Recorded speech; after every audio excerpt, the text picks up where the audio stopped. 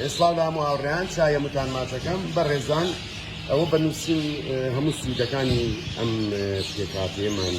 باس کردووە تێبرێن بۆ کاتی توولەک نەگەر بۆ کاتی توولەک بەڵکو بە درێژایی ساڵ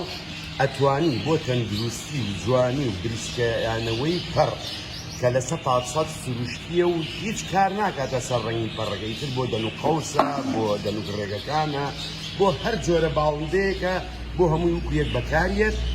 کە ئەڵێن سروشتی ئێمە هەوڵین ئەمڕۆ بۆی ئەمە تەوان کەپسە هەڵیە بچڕین بۆی بیبیرن مانای سروشتی یعنی چی کە ئەمە هەمووی پێکهاتەی با بڵێن گیانلەبەری یا لە ئاوی پێک هاتووە کە بۆ ئەوەی بیبینن ئەشێڕژینە سەر ئێرە بۆی دیار بێت کە ئەڵێن سروشتی مانای چییە هەموو شتێر بە قسە نابێت ئەبێت هەموو شتێک بە بینین دێت هەستی پێ بکەی بۆنی بکەیت کە بینی لە 100% ئەم پێکهاتەیە سروشتیە بە تایبەتی بۆ قۆناغی توولەک لەگەڵ بە درێژایی ساڵ ئەتوانرێت بیرێ بۆ باڵندە بۆ کۆمەڵێک سوودی کە هەموویمان هەوڵێن بینوسین لە بابەتەکە بۆ ئەوەی دیار بێت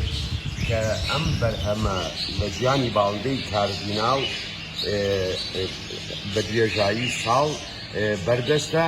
و نرخی 20 گرام لەم پێکهاتەیە 3000 دینارە کە هەر 20 گرامێکی بۆ 1 کیلۆ سیلاک ئەبێ بە هیچ شێوەیە لە ئاوا ناکرێتەوە لەبەرەوەی لە 100% سروشتیە ئەمەیە مانای سروشتی کە باڵندە بە شێوەیەکی تەندروست و پەڕەکەی گەشە ئەکا ماسوولەکانی گەشە ئەکا مێشکی هەموو ئەم سوودانەی ئەم بەرهەمە بڵاوەکەینەوە هیوادارن سوودی لێ ببینن و کووتمان کوالیتی جیاوازی دروست ئەکات مەسکاڵی کوالیتی جیاوازی دروست ئەکات بە سەلماندنە نەک بەوەی کە ئێمە بەس قسە بێ بیکەین و کووتمان کە ئەم بەرهەمە لە 100% سروشتیە